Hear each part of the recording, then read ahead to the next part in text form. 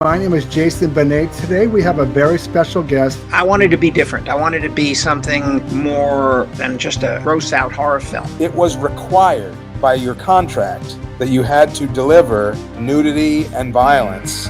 Wow, that really looks gross. Like, it's real.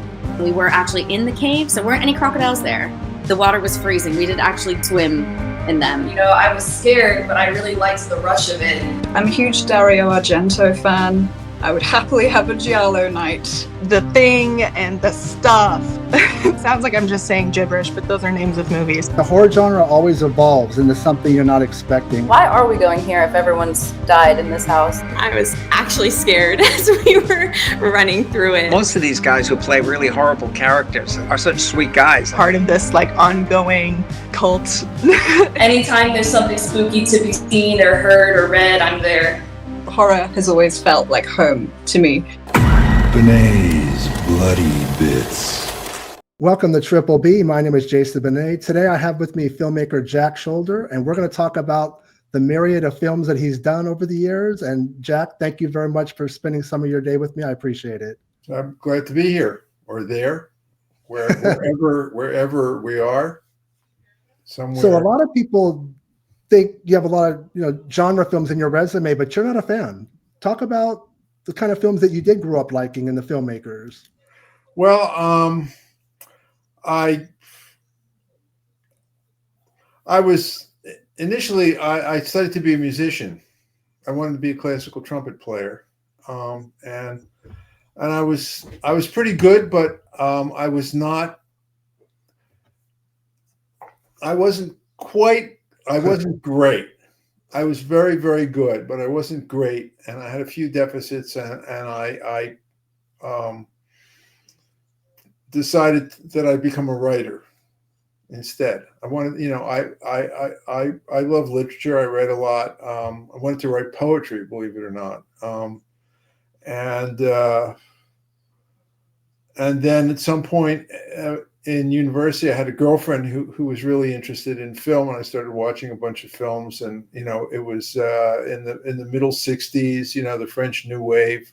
Jean-Luc Godard and Truffaut and all of those guys. And I started watching all the great classic movies. The Russians and the Germans and the Italians and everybody else. And I thought, well, this looks like it would be a lot of fun. So that's what I decided I wanted to do. So I said, okay, I want to be a film director, why not? So I had no idea that it's basically an impossible goal. And so I started making films. I was at a place called Antioch College, a small, very liberal arts college in Ohio. No film program. I mean, in the mid '60s, very few places had film programs. There was NYU and USC, UCLA, Bob Jones University, which made Jesus films, Christian films, and that was pretty much it. I mean, film studies was really not something really being taught, and so there were some people who kind of knew a little bit about how to make films, and I just started making them. I actually first thing I did was a little 2-minute short, and then the next thing I did was an adaptation of a William Butler Yeats verse play set in 14th century Ireland. It's probably one of the worst ideas anybody's ever had to make a film. And there was a summer theater at Antioch, and so I got a few actors from there to be in it, and and just learned by just basically doing it. Graduated from college. At that point, I had made 4 films. I'd made a documentary, well, actually 3, and then I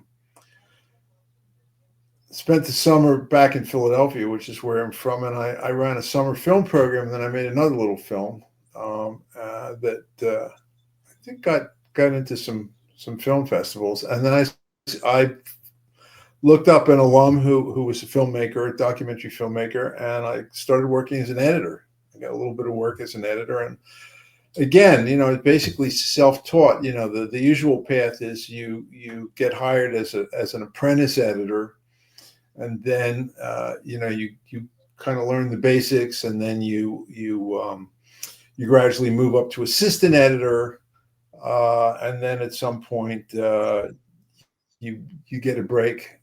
Maybe the editor that you work with can't do something and says, "Hey, give him a shot or give her a shot." And but I just did it, and kind of figured it out as I went along. And I kind of had a talent for it, and I think a lot of it is because, well, editing has a lot to do with music, or musical.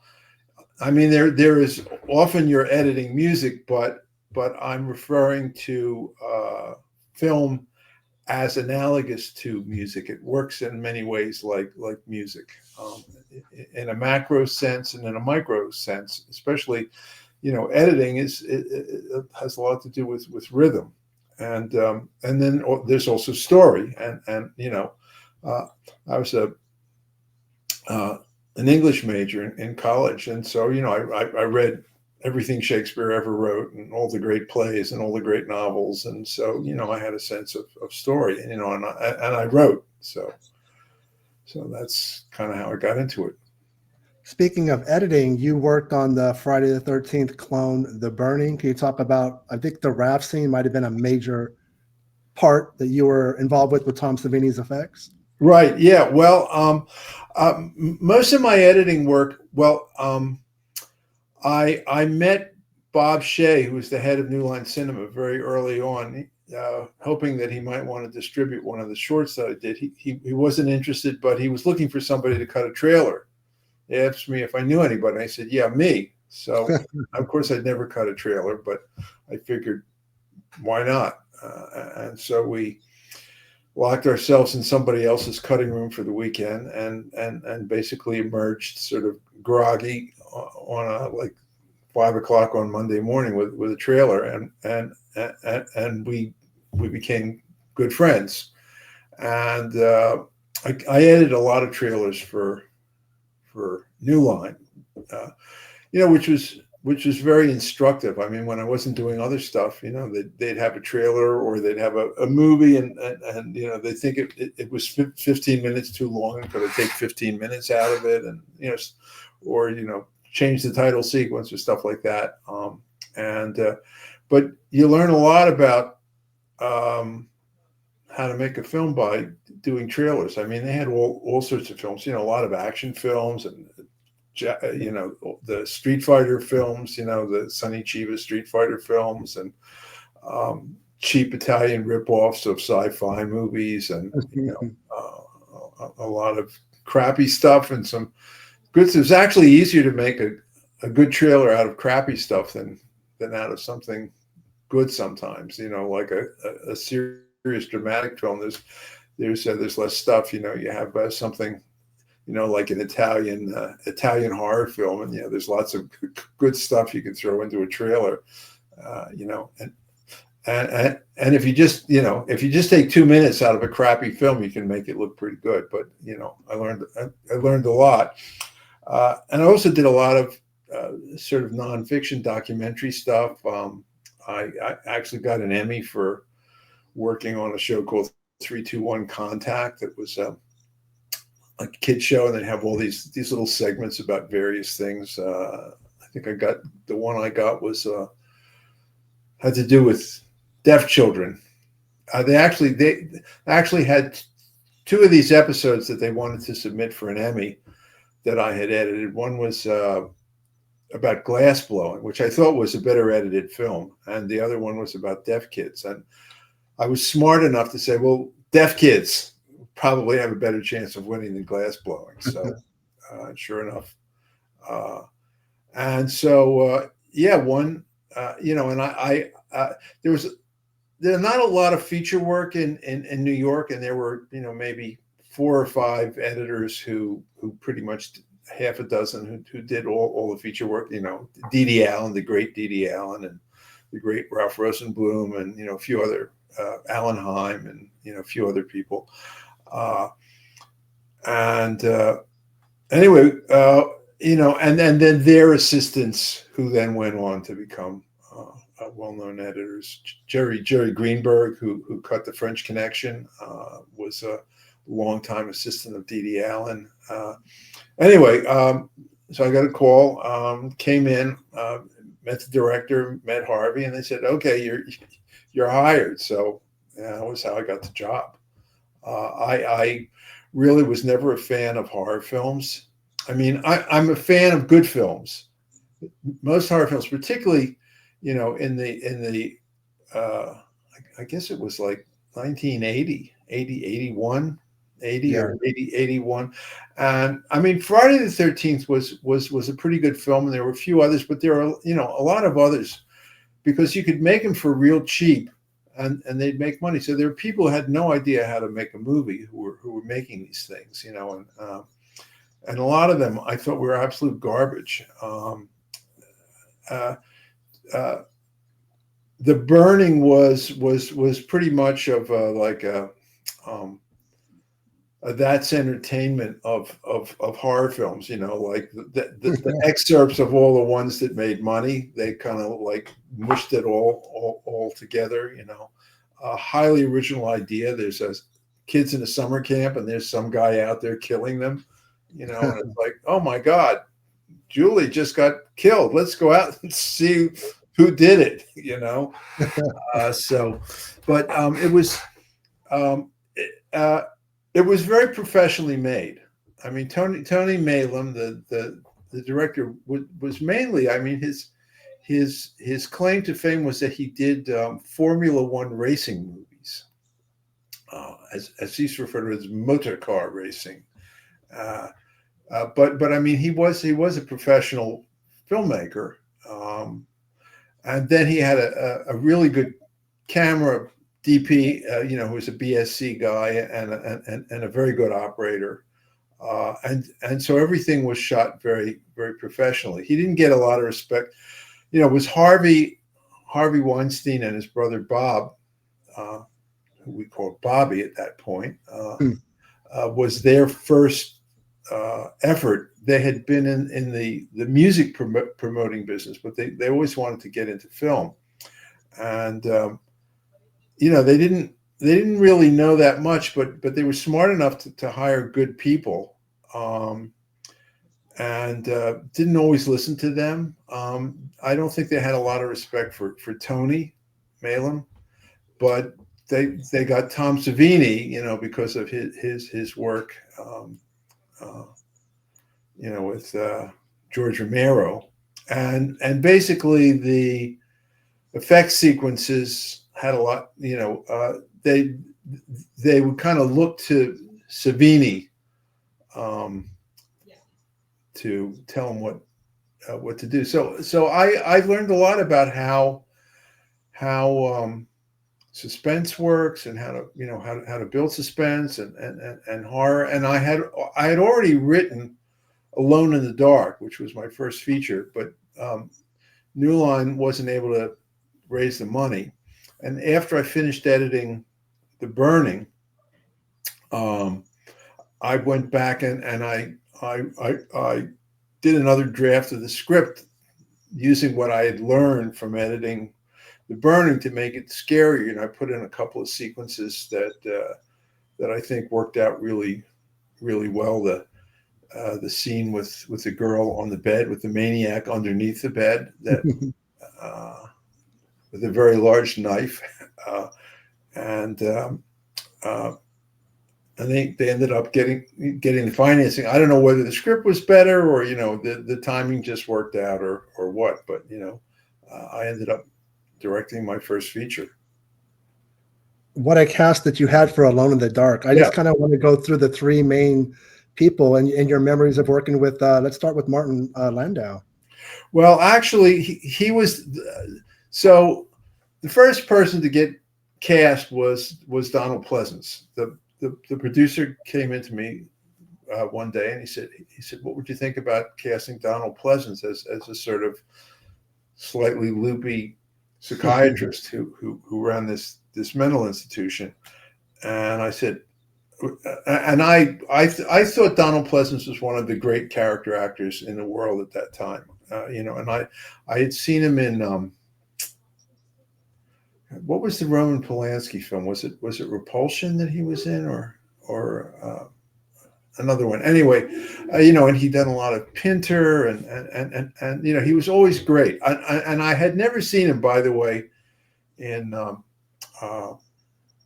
he's in Halloween, Right, but, Dr. Loomis, yeah. which I had never seen, so I didn't know him from that. I knew him from all of his other work that he had done, and so I was thrilled to get him. I said, "Wow, we could actually get him." And yeah, well, you know, you pay him his fee, he shows up. I was actually reading about him somewhere, and he, you know, if you look at his resume, he's done like hundreds and hundreds of films, you know, and they said one of the reasons he had done so many films was he never turned anything down. You know, it was like, you know, if you paid him his fee and he wasn't doing anything, he'd show up, you know. And then a week or two later, the producer said, "What would you think about Jack Palance for the lead of the inmates of Pleasance's mental hospital who escaped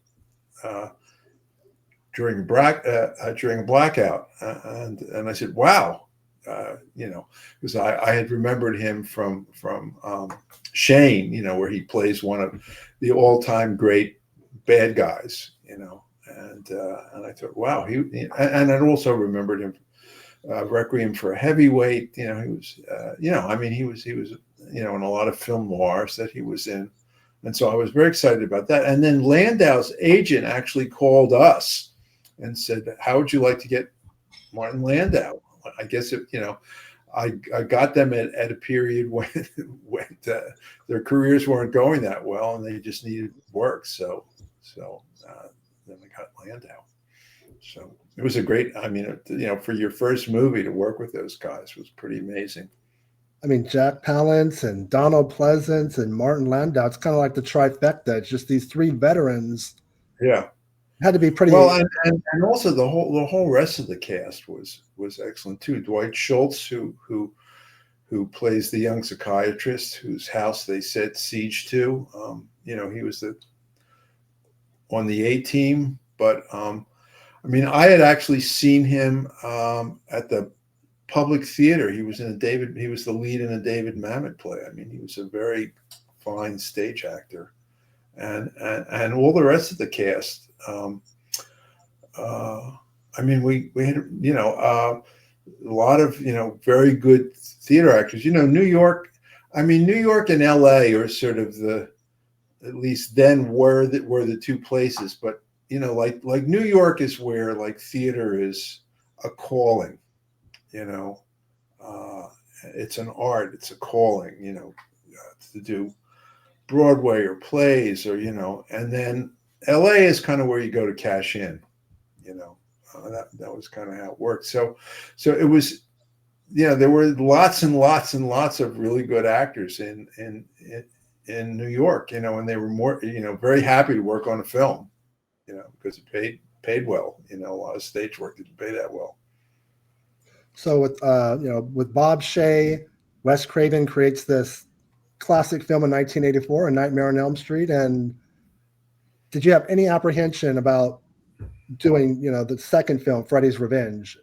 Well, I had a lot of apprehension, but I didn't have any apprehension about following in Wes's footsteps, because I honestly, I wasn't all that impressed with the first one. I thought, you know, it had a great concept. I had read early versions of the script because, as I said, you know, I did a lot of work for New Line, and I was also just, you know, personally good friends with Bob Shaye, and, you know, I was one of the people that he would kind of use as a sounding board for stuff. And so, you know, he had showed me the Elm Street script, an early version of the script, and then I think I probably read a later version of the script, and I was also he invited me into the editing room when they were editing the film, and I actually cut a temp track for it for a screening. I think there may be a few rumors where people have said I was involved with the editing of it, but I had nothing to do with the editing.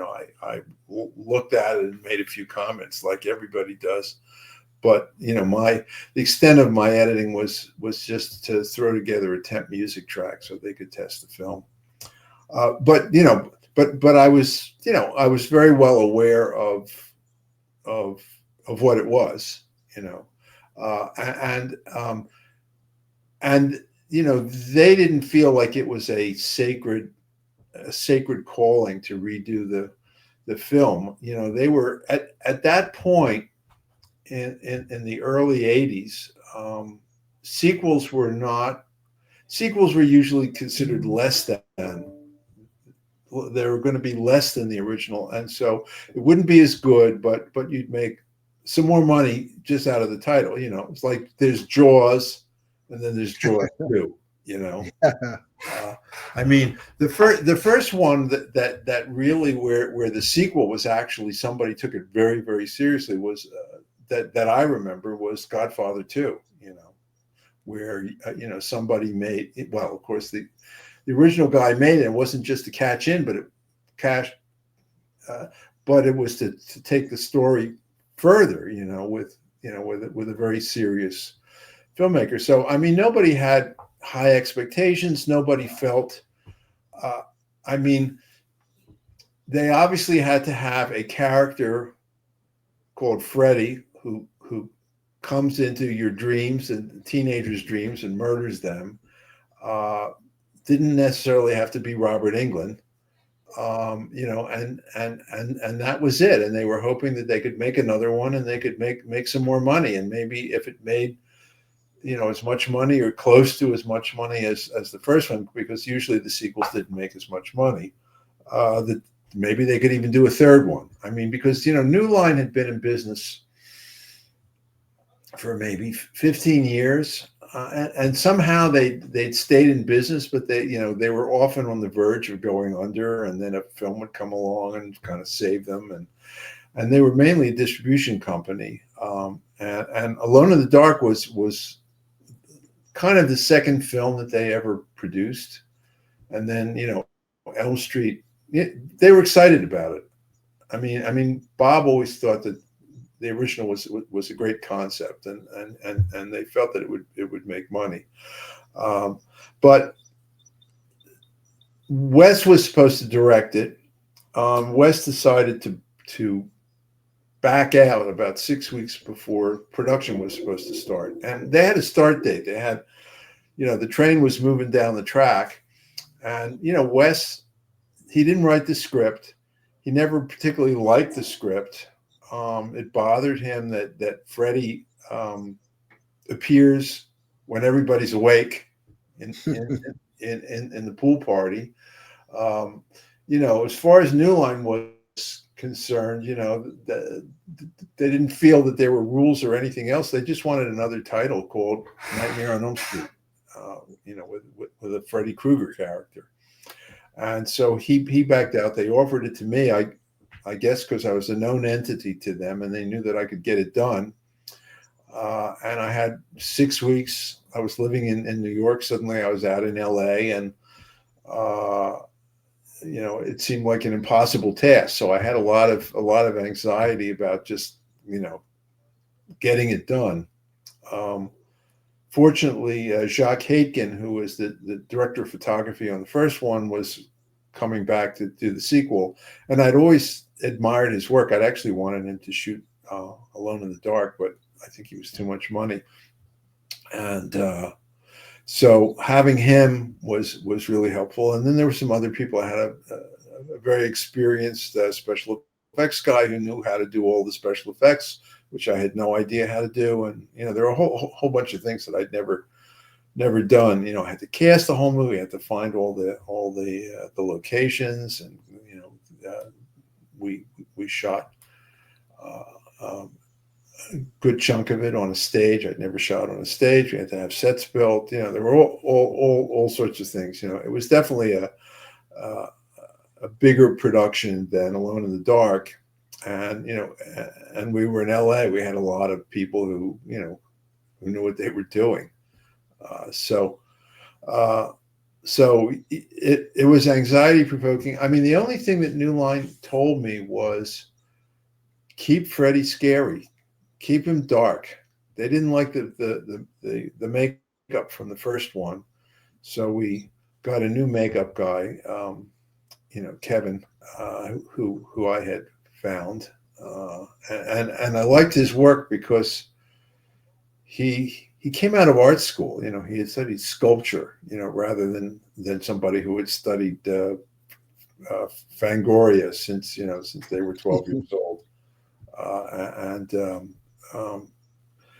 and so he redid the makeup, and part of what we did was to try to keep Freddy scary and try to keep him dark, and that was the only thing that they ever bothered me with, and make sure that I shot it on schedule, didn't go over budget. And that would be makeup artist Kevin Yeager.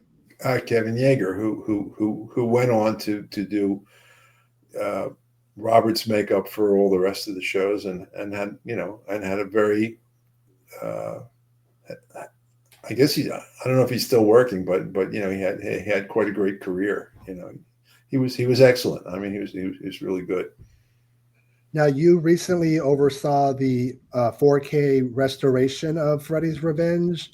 Yes. I guess with some fans, there is concern among any films that are older, they get redone, that they might completely remove the grain, make it too shiny.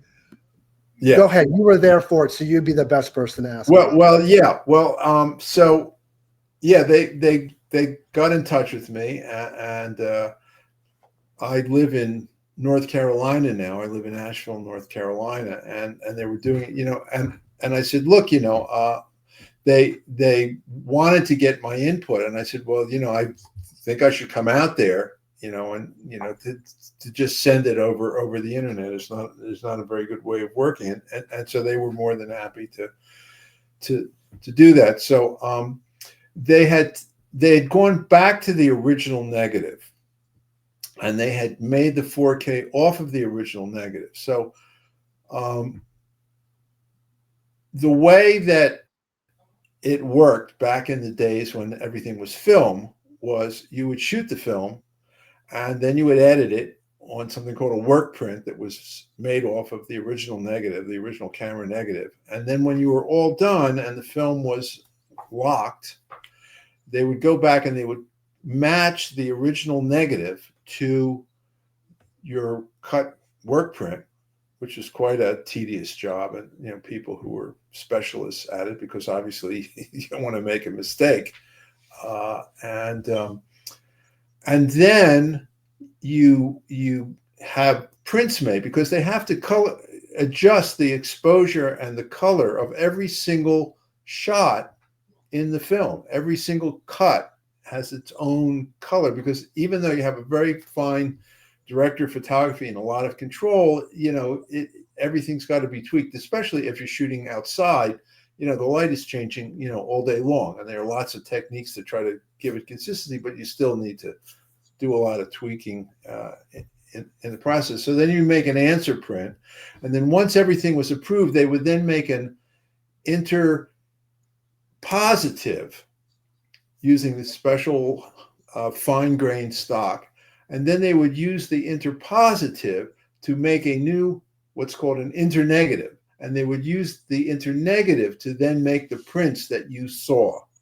And as far as I know, the DVD, the VHS and the DVD were made off of a print off of the internegative, which means that it's 2 generations away from the original negative.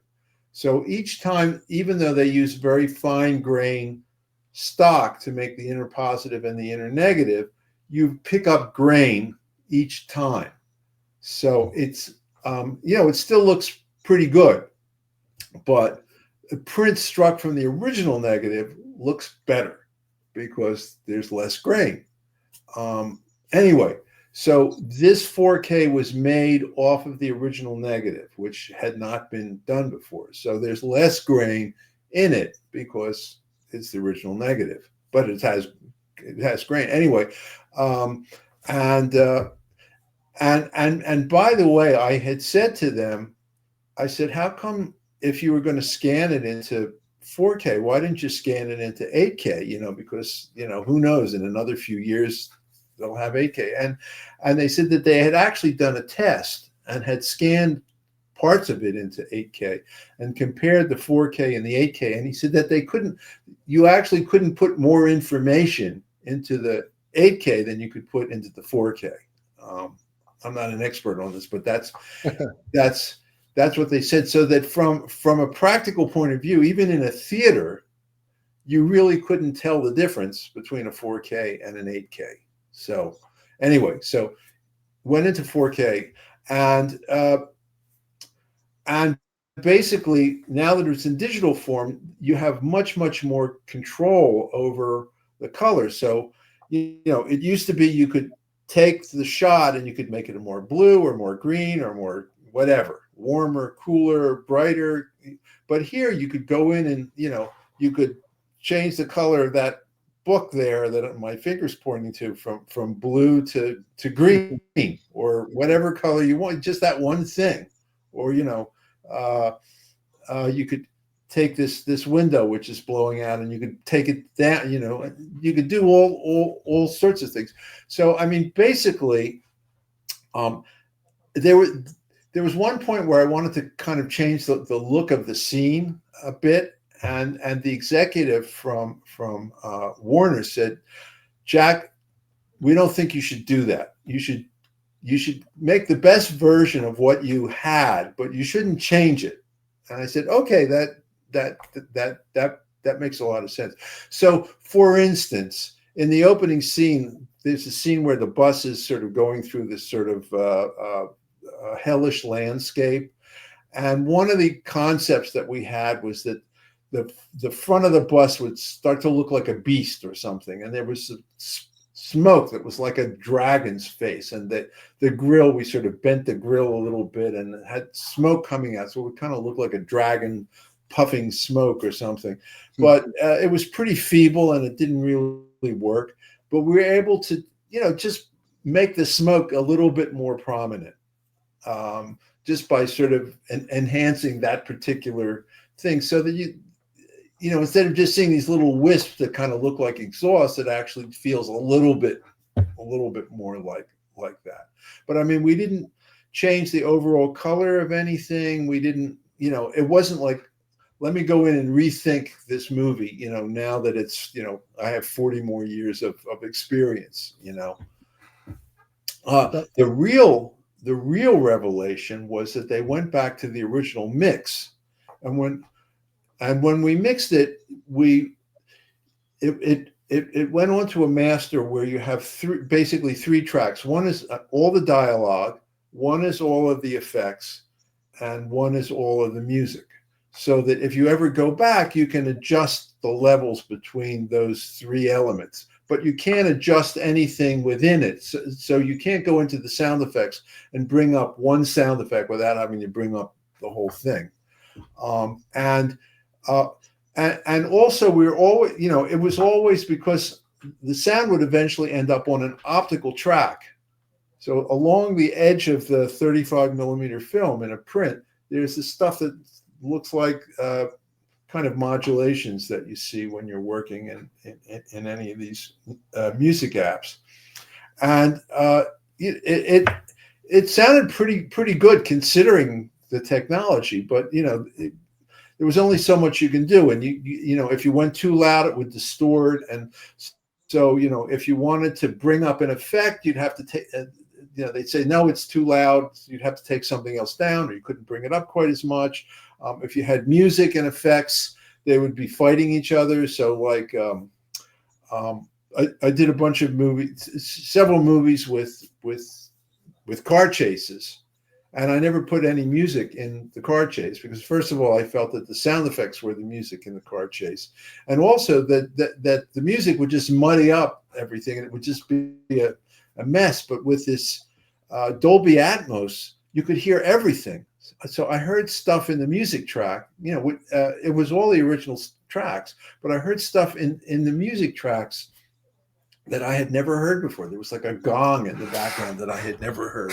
And also some of the dialogue, we were able to sort of, some of it that it's like, it's a little hard to hear that particular line. Well, you could just bring it up a little bit. Plus they had gone through and they had put the entire, the sound effects people had gone through and put in entire sound effects for the entire track. So everywhere where there was dialogue, they covered it with sound effects, because when they sell the film foreign, they have to deliver what's called an M&E, a music and effects track, which has all this music and it's had everything in there. And I'm not just talking about like, gunshots or tire squeals or doors slamming. I'm talking about things like clothing rustle or air, or these tiny little things that you would never think of, but that make it feel realistic. So they went through and they covered the entire effects track with new effects, so that for the foreign versions they would have it. But what it meant was that if you wanted like the bus to just roar a little bit more as it went over this bump, and you wanted to hear the rattle, you could bring that up from the other effects. So basically, I was able to get exactly what I had hoped to get 40 years ago, but they didn't quite have the technology. So again, we didn't put anything new in. We just took what we had and made it better, and there were just a few places where you could just, bring this out or bring that out, or we had wanted the sound of the engine of the bus in that opening sequence to almost have an animalistic quality. So we mixed in some stuff, but there were just a couple places where I just felt like you wanted it to surge just a little bit. And, and I said, it would be great if we had something like an animal roar, like a lion roar, or something that we could just sweeten in. And the guy said, okay, let me, and he makes a few clicks, and suddenly he's in the Warner Brothers sound effects library with 5 billion effects, and he says, okay, here's the line, what do you think? Yeah, no, here's a better one. And then we just put it so that I don't think anybody would notice that we had made any changes, but it's just better. And certainly hearing the music, like there's the sequence with the bird, with the demonic parakeet. It was like, well, how can we possibly make this scary? Well, there's no way to make it scary. So, at least, let's do the best that we can and move on, which is what we did. Well, now with the sound effects, kind of like when you get the wing flapping, and you could build it up a little bit as it dives in, and with the great music track that was in there, it suddenly was like the birds. I was like blown away. And in fact, they had the original track in there as a reference. And after we sort of got through it, I said, let me see that again with the original track. And the original track was kind of, and then the new track was, and it was great. I looked like a much better director. So you went from horror at New Line Cinema to action with The Hidden, which is body hopping alien film. And you know what? It's an action film. It has elements of horror and science fiction. Were you happy to go into a different genre? Yes, I was. I really didn't want to do another horror film. And so I was looking, so Elm Street 2 made more money than Elm Street 1. And so, and as a result of that, I moved out to Los Angeles. I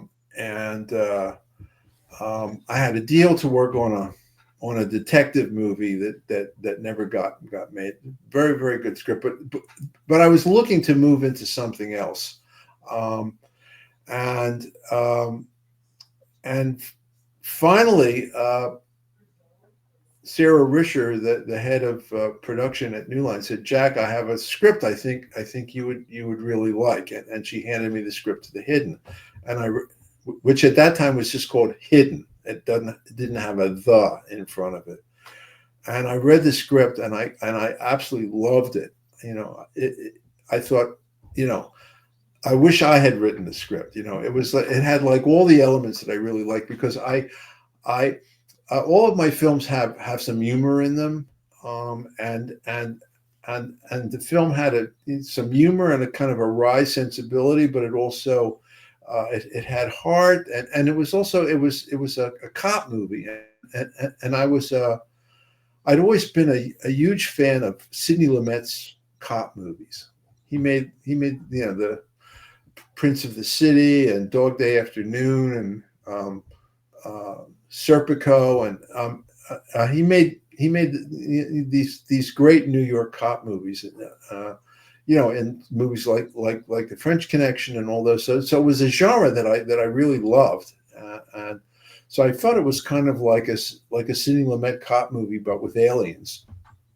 And I thought it was very original, and the dialogue was very clever and well written. I had a few issues with it, with the script, and I did work on the script.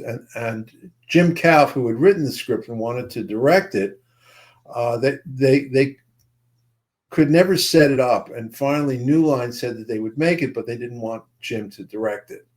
And so he said, I guess they said, "Oh, okay, the hell with it. I'll sell you the script. Taking my name off it." He had a pseudonym when it was originally released. He has since, put his name back on it, and got the credit for writing a great screenplay.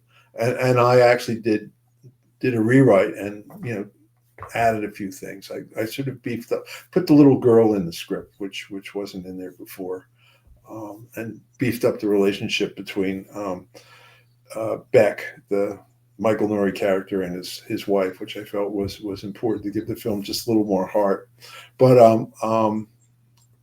yeah, I was thrilled to make that, to be able to shoot that script. It was a very difficult shoot for me. There's a lot of action and stunts, and there's some car chase scenes. It's kind of like you're doing your French Connection. This is your William Friedkin moment. Well, yeah. I mean, there's some, this is a pre-CGI, and everything's done on set live. There's dangerous. It can be dangerous. And the movie, Yeah. I think that's why it ages so well, is because of that. Its authenticity. Well, I had never done a car chase, but as a director, I mean, there are like writer directors, there are actor directors, there are cameraman directors, there are art directors, like Ridley Scott. The look of the film is all pretty incredible all the time. And I'm really an editor director. Because of my editing background, I think of the film in terms of, here are all the little pieces that you need to get in order to put it together. It's kind of like a giant mosaic, or a giant jigsaw puzzle, except I'm responsible to make all of the little pieces. And and that's how you shoot a film. You shoot it. It's rarely ever shot in sequence, and you have all these little bits and pieces. And especially with action, you have a second unit who's also shooting some stuff, and it all has to be coordinated. And I'd never done a car chase, and I remember Bob Shea coming into the office. This was now the third film that I had done for New Line. And he said, "Oh, car chases, they're all the same. It's just going to be another car chase." And I said, "Bob, I'm going to make the best fucking car chase you've ever seen." And so I had my assistant go through. At that point, everything was on VHS, and I had him go out and get like 6 of the films that I thought had the best car chases that I could think of, and had him pull the car chases out and assemble it on a reel so I could look at them all. And The French Connection, in my opinion, was by far the best. And what the French Connection did, what Friedkin did, was he pretty much put you in the car. And when you were out of the car, you felt the car coming at you. If you look at, let's say, the Bullet is a very famous, was probably the most famous car chase prior to that, but it's kind of tame compared to the French Connection. And Walter Hill did a film called The Driver, and the camera's like way back. And so what I wanted to do was, so I figured out we're going to shoot everything. One camera's on the bumper, basically, on the front of the car, and one camera was the driver's POV through the windshield, and one camera was over the driver's shoulder, so that everything that we shot, we always had the car point of view and the driver's point of view, and then the over the, and then the other thing was that I was really smitten by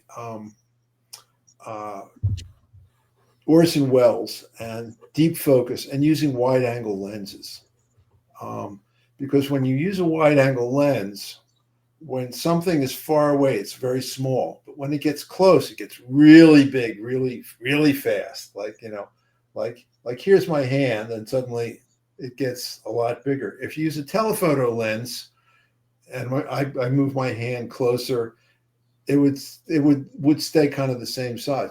So when we were doing stuff outside of the car, if the car went by, I would basically want to have the cameras so that they would almost hit the camera. And a lot of times we had for safety, we'd tie a rope around the cameraman and another rope around the camera so they could jerk him out of the way if it looked like they were actually going to get hit. And then they also had these kind of crash boxes that that you could put a camera in, that you could run over it. They had these old cameras they used in the Army that used these small rolls of film. You could put it in these things, and that's how we did it. And then of course it was beautifully edited by a really good editor. As far as your action films, most people know about The Hidden, but I think Renegades with a couple of young guns, Kiefer Sutherland, Lou Diamond Phillips. Did you feel like, okay, maybe I found my niche? Yeah. Well, I mean, the film that I did before Alone in the Dark was I did a short. I guess it was the sixth film that I had done, and the first actually really, really good film that I'd done when I was still an editor. I think it was 27 years old or something, called The Garden Party, which is an adaptation of a Catherine Mansfield short story that takes place right after World War I in England. And it's kind of about a young girl sort of learning a lesson about life. Beautiful story. And I adapted it to America right after World War II. And it won a bunch of awards at film festivals, and it's been in some books and things like that. And those are the kind of films that I thought I was going to make. I was a big fan of Jean Renoir, and a lot of those kinds of directors. But I really did enjoy action films, and I thought that was kind of my niche, and I in a lot of ways I really enjoyed shooting The Hidden. I had one very difficult actor who kind of made my life hell, but aside from that, it was a lot of fun, and I was good at, and also, by the way, we shot almost the whole movie on wide angle lenses. If you know anything about 35 millimeter lenses, our basic lens was an 18 millimeter lens. And if I had a close up, I'd shoot it with a 35 millimeter lens, which is usually, where people start, that's considered a wide angle lens. So that sort of became a certain style, and I actually, it sort of became like part of the way that I would stage things, was using deep focus and moving people around. And so you're shooting it over somebody's back, and then they walk over here, and then it becomes a 2-shot, and then it becomes this shot, you know, and you know, and also the shots are very dynamic. You know, if you think of Touch of Evil and the look of that film, it's just very, very active and very dramatic. Yeah, so the hidden unfortunately didn't make a lot of money. It tested incredibly well. I mean, we had a couple of test screenings, and like, you know, they have these people that run them, and they have these scores, and the score. We thought it was going to be another Terminator, because the scores were in the 90s, which is very, very high for these things. And it just, I don't know why, but it just never quite clicked. Maybe, you know, it got great reviews, and, you know, got really good reviews in the trades, and everybody in Hollywood really liked it. And so I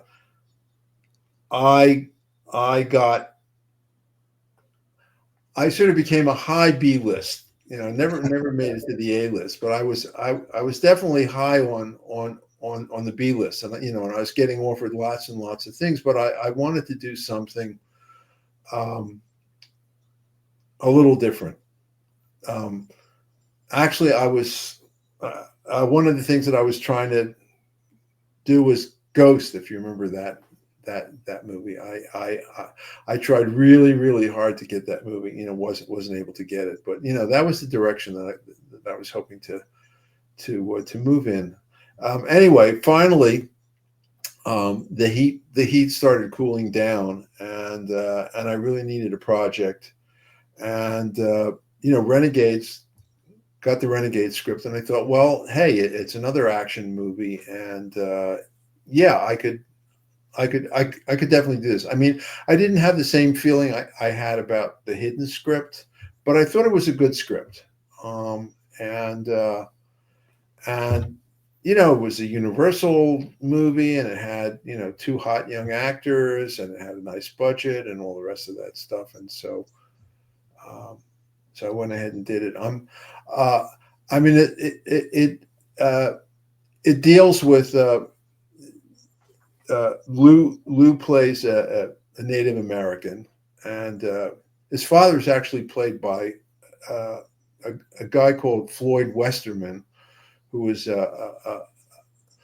more of, he actually acted in a bunch of films, but he was a very important person in the Native American community. He was highly regarded, and I have to say that I kind of cringe a little bit about its treatment of the Native American culture and all of that, and you know, it was of its time. I don't think you could put the movie out now. It'd probably piss a lot of people off. So I'm you know, I've become a little uncomfortable about that. A-list talent, HBO, the Tales from the Crypt series. You had heavy hitters like, you know, Robert Zemeckis and Walter Hill and Richard Donner. Your episode, Fitting Punishment, all, for the most part, the leads, all African-American. I thought that was, today that would be more commonplace, but probably a little bit more progressive in the early 90s. And it's, you know, poor young kid goes to live with his Uncle Ezra, who's just a piece of crap of a human being. Did you, I mean, I think it's one of the best episodes. It's, the guy's so cheap.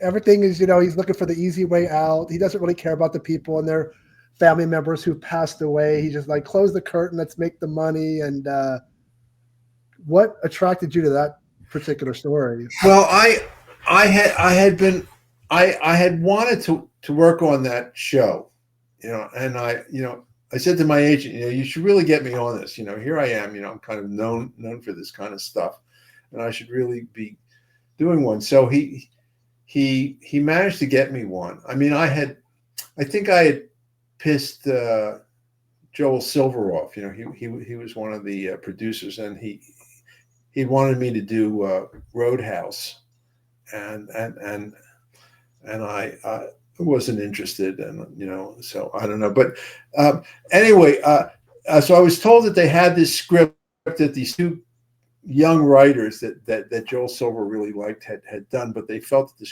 script needed work, and I felt the script wasn't particularly good.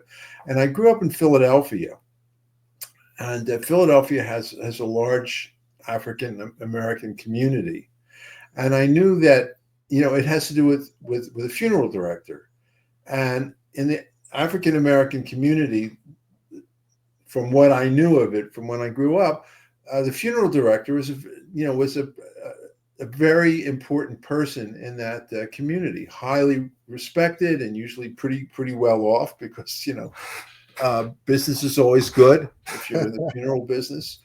And I thought, and so I just threw out the idea, what if we just make it a African American funeral director, and, you know, go with an all black cast? And they said, okay.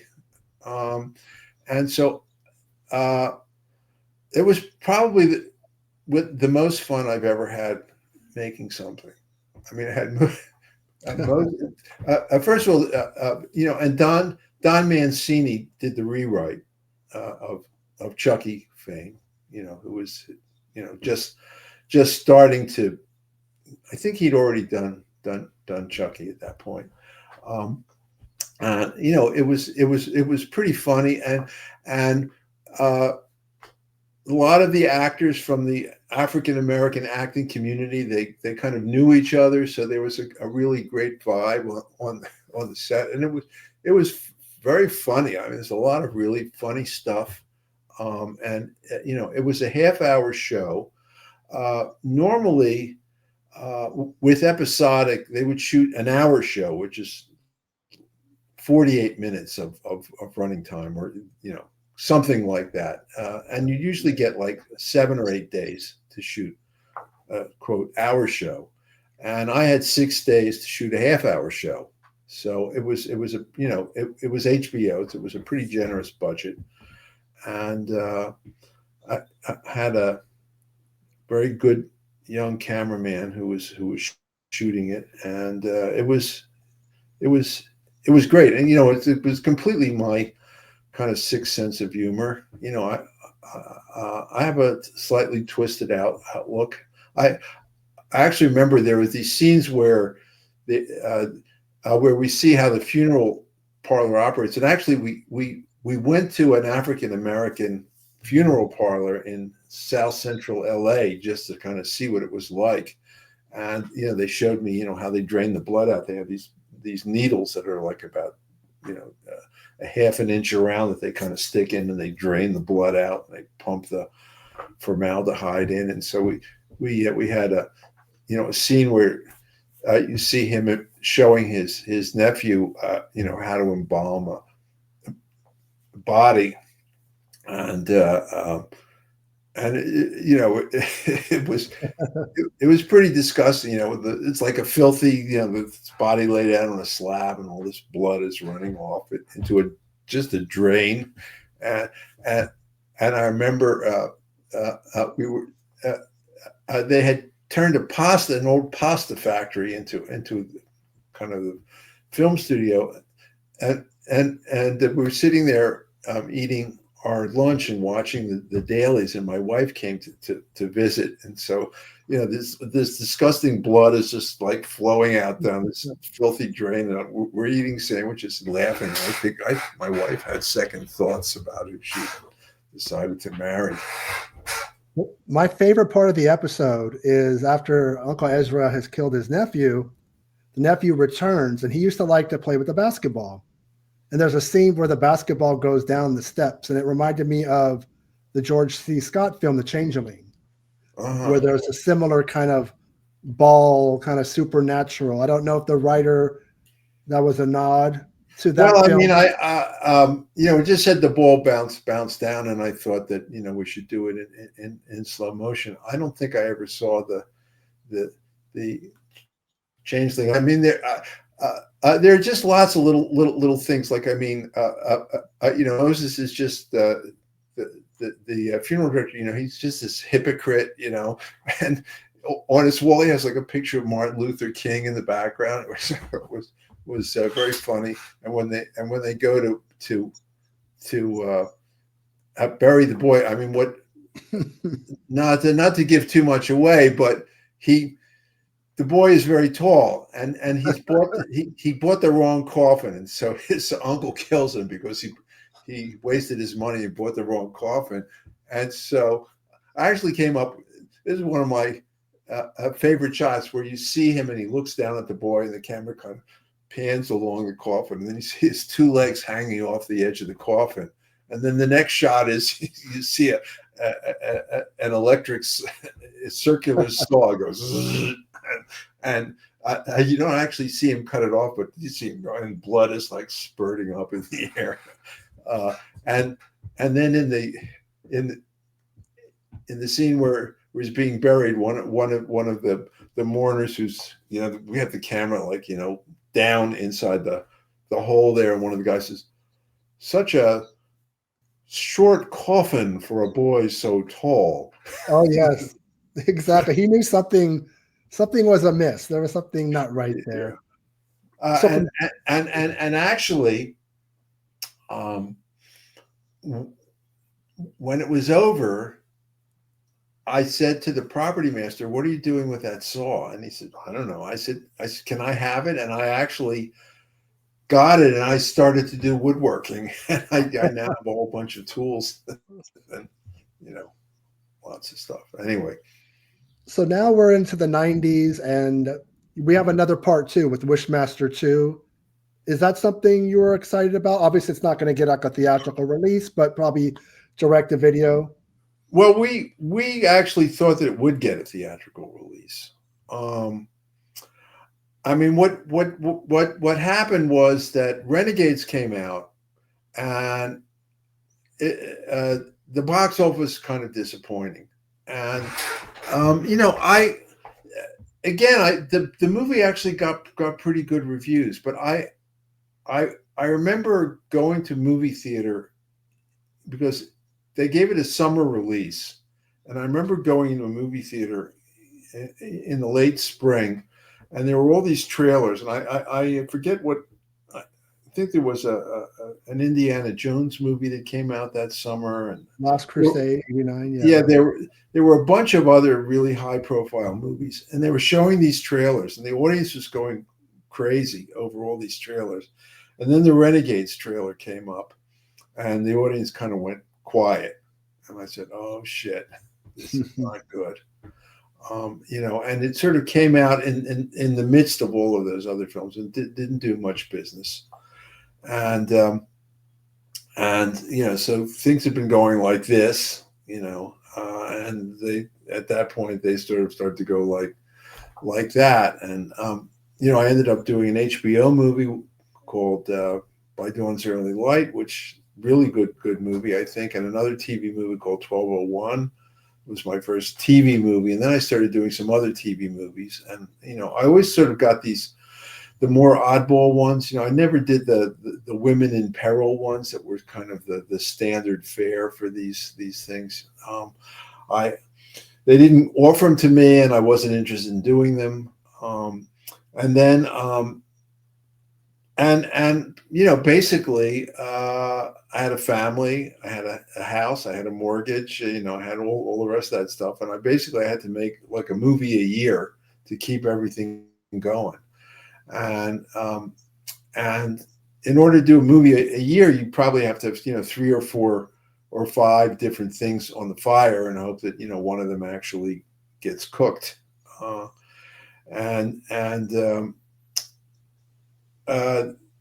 They had actually offered me the original Wishmaster, and I wasn't interested. I wasn't crazy about the script, and I turned it down. And so then a few years later, they said they want to do a sequel. They want you to do it. You can do whatever you want. They don't care. You can make, you can write the script if you want, and which I did, and they said, they just want to put out a title that says Wishmaster 2, and they trust you can do whatever you want. So I thought, well, the concept is really interesting. What if you could wish for anything you wanted, and then it's like, be careful what you wish for.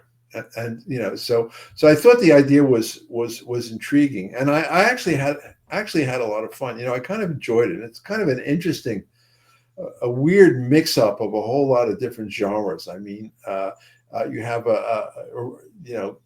one of the main characters is a Russian Orthodox priest. There's the Russian mafia. There's a bunch of there's stuff that takes place in prison. There's a whole sequence that takes place in Las Vegas. Like I was thinking, well, where places where people wish for something. So if you're in prison, I wish I could get out of here. I wish I could kill whoever put me in here. If you're in Las Vegas, well, everybody's wishing for hit the jackpot, to win that money. Yeah.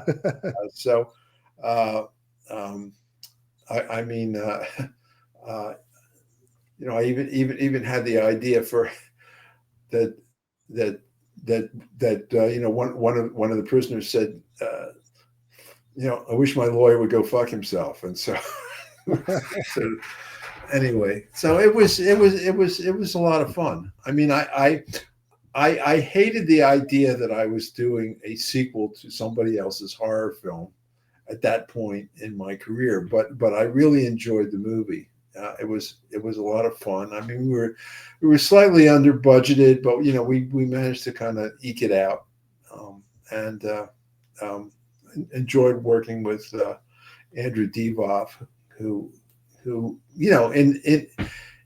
his way, kind of like another Freddy. I mean, also a very, very good character actor, playing that role, as opposed to like a Friday the 13th where, Jason, they pop up and they murder somebody and they disappear. But, the Jin character was a really interesting character. And, Andrew was great as him, both as in his human form and then in his Jin form.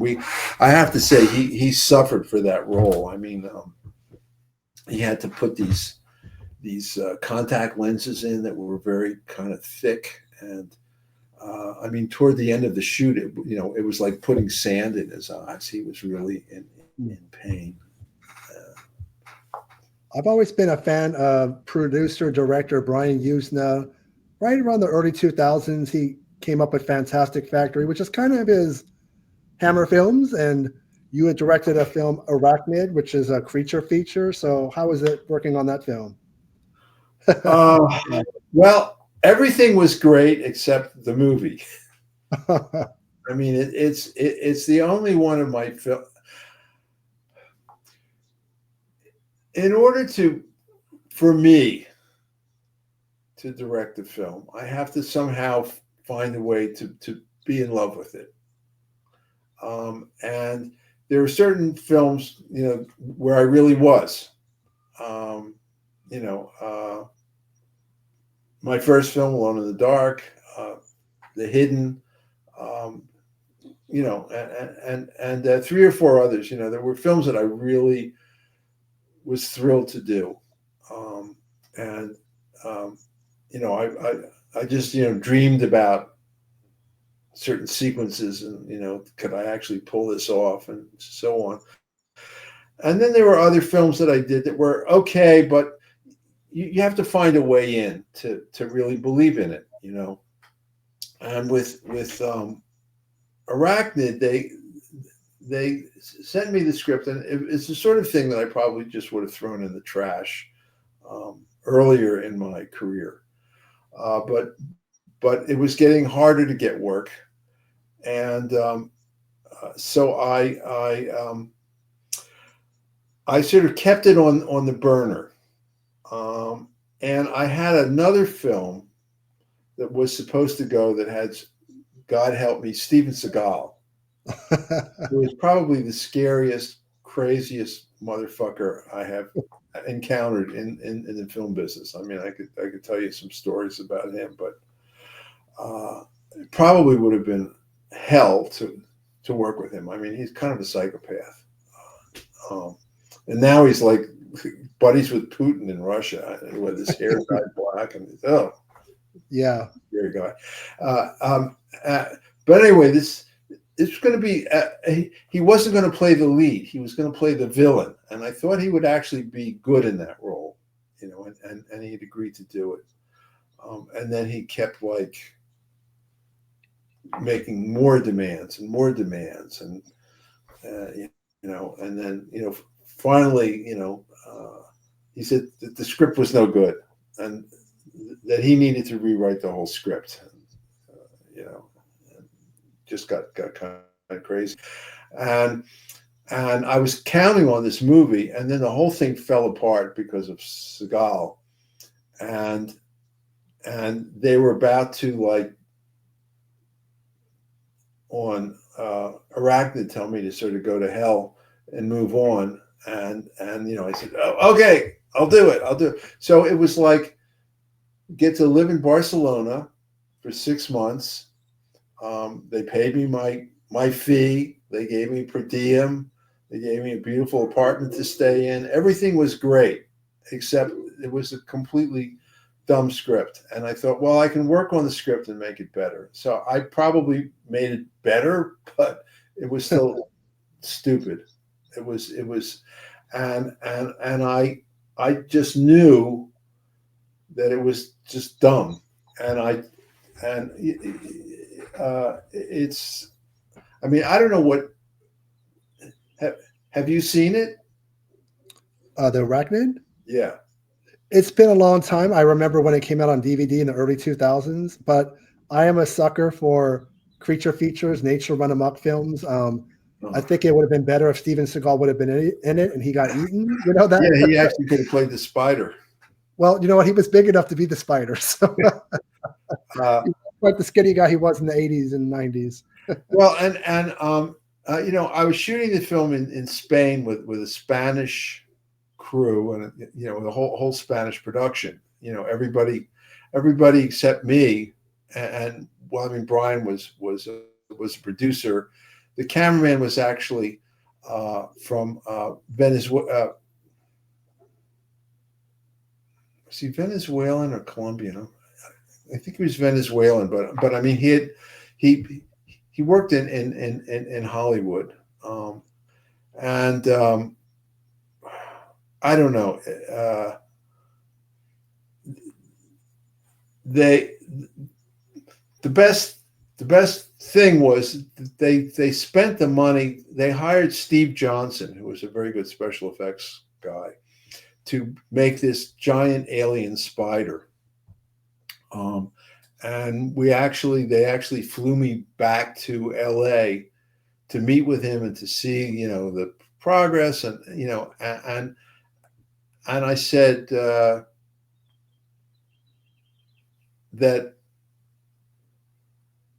well, what he said was that you really got to get experienced people to operate. It took 8 people to make the spider happen. So it had, like, its face was sort of, it had some electronic stuff so it could move around. You know, somebody had a little servo, you know, remote control thing that would make it do stuff. But it, you know, a spider has 8 legs, and so you had to have one person for every 2 legs to move the legs around on these stick things, and then you had somebody who would, like, the whole thing would go up and down, and anyway, so they sent the thing over with 2 people from their company to operate it, and then they said that they needed 6 professional puppeteers and a week to rehearse with it, to figure out how to make it work. So, this being Spain, they got 6 film students and no rehearsal.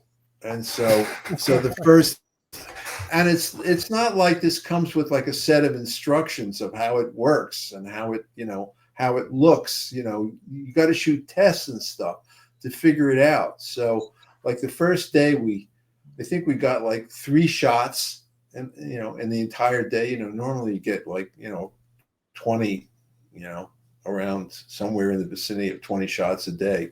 But and there were things where you know, it was supposed to get angry, and so everybody moved everything, and the thing it looked like it was like having a nervous breakdown. It looked really stupid, you know. And you know, eventually, while we were shooting, you know, we would figure out, well, actually, when it's angry, it's better if it's still, but it moves these things, and you know, and we kind of figured out, you know, all the stuff that would have been figured out by shooting tests of it in the previous week. So, I mean, toward the end of the shoot, after working with it for a couple of weeks, you know, we were getting 20 some shots, and everybody knew exactly what to do. And you know, and these 6 film students were like professional puppeteers, you know, and then I went back to LA, and they had a Spanish editor edit it together. And then I flew back out, and I looked at it, and it was like, we have a giant spider movie without a giant spider. You know, the spider just didn't work at all. You know, it just did not work. And fortunately, you know, I had my editing career, I spent a lot of stuff that I did was nonfiction. So they dump a pile of film on your doorstep, and you make a movie out of it. And so, and I was really good at that. You know, I just felt that I could do anything with a pile of film, that I could make it into anything. So basically every shot we had of the spider that worked, we'd use it like 4 or 5 times. We'd run it backwards. We'd speed it up. We'd do a close up, you know, from one scene and stick it into another scene where you could see that, you know, whatever. And you know, out of the 15 shots that were any good, you know, we made like 60 or 70 shots, and, you know, managed to at least make it presentable, but I don't know. Anyway. Well, Jack, I appreciate your candor and your awesome stories and your films. That's like a fresh, you know, breath of fresh air with your honesty and, you know, what you liked and didn't like. And I think that's nice. It's something you don't see all the time with filmmakers. I don't know. Most filmmakers, it seems to me that you know, most of the filmmakers that I know say, boy, you know, I wish I could have done that differently. I wish I could have done that over. You don't find that to be true? I guess it just depends on who you speak with. It just, I guess it's a base, you know, case by case basis. But thank you for your time. Thank you, everybody out there, for watching. Check out Jack's work. Most of it's available in some form, whether it's physical media or streaming. Fitting Punishment, I think, is the one that people don't think about when they think of your career. That's a Tales from the Crypt episode. I want to say it's season 2. Yes. Please check that out, folks out there. And thank you, everybody, for watching. And thank you, Jack, for your time. I appreciate it. Okay. Been a pleasure. Thank you. Thank you. Take care, everybody. Talk to you soon.